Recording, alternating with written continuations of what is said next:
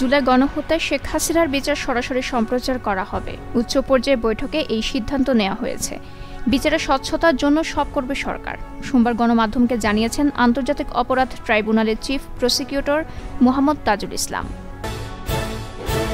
ভারত প্রতিবেশী দেশগুলোর সঙ্গে সবসময় প্রবুদ্ধ রাজনীতি করছে বলে মন্তব্য করেছেন বিএনপির মহাসচিব মির্জা ফখরুল ইসলাম আলমগীর। সোমবার তিনি বলেন, আসলে ভারত তার পার্শ্ববর্তী দেশগুলোর সঙ্গে তাদের যে রাজনীতি এবং তাদের যে আচরণ সেটা কোন প্রেক্ষিতে কিভাবে করছেন সেটা তারাই ভালো বোঝেন।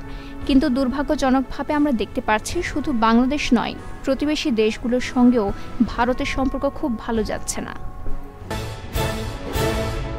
পরিবেশ, বন ও জলবায়ু পরিবর্তন বিষয়ক উপদেষ্টা সৈয়দা রিজওয়ানা হাসান বলেছেন, আগামী ১ অক্টোবর থেকে সুপার শপে পলিথিনের শপিং ব্যাগ এবং পলিপ্রোপিলিন ব্যাগ রাখা যাবে না। এসব ব্যাগ ক্রেতাদের দেওয়া যাবে না। সোমবার এক সভায় এই উপদেষ্টা বলেন, বিকল্প হিসেবে সুপার শপে বা এর সম্মুখে পাট ও কাপড়ের ব্যাগ ক্রেতাদের ক্রয়ের জন্য রাখা হবে। এই প্রক্রিয়া দেখভাল করার জন্য তরুণ ও শিক্ষার্থীদের সম্পৃক্ত করা হবে। আগামী 14 সেপ্টেম্বর ছাত্র জনতার গণঅভ্যুত্থানে শহীদদের সম্মান জানাবে সরকার। সোমবার ছাত্র জনতার গণঅভ্যুত্থানের সকল শহীদদের স্মরণে স্মরণ সভা আয়োজনের লক্ষ্যে প্রস্তুতিমূলক সভায় ডাক, টেলিযোগাযোগ ও তথ্য প্রযুক্তি উপদেষ্টা মোহাম্মদ নাহিদ ইসলাম এ কথা বলেন। উপদেষ্টা বলেন, স্মরণ সভায় শহীদ পরিবারকে সর্বোচ্চ সম্মান দেওয়ার পাশাপাশি ছাত্রদের স্বেচ্ছাসেবক হিসেবে কাজে লাগাতে হবে।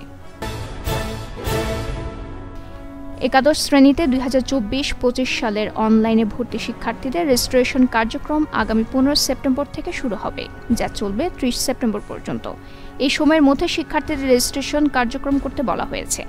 আজ ঢাকা মাধ্যমিক ও উচ্চ মাধ্যমিক শিক্ষা বোর্ডে এই সংক্রান্ত চিঠি প্রকাশ করেছে।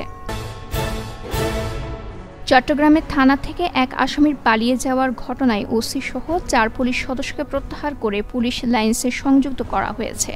সোমবার লোহাগাড়া থানা থেকে আসামি পালিয়ে যাওয়ার ঘটনা ঘটে বলে চট্টগ্রাম জেলার অতিরিক্ত পুলিশ সুপার আবু তৈয়ব মোহাম্মদ আরিফ হোসেন জানান।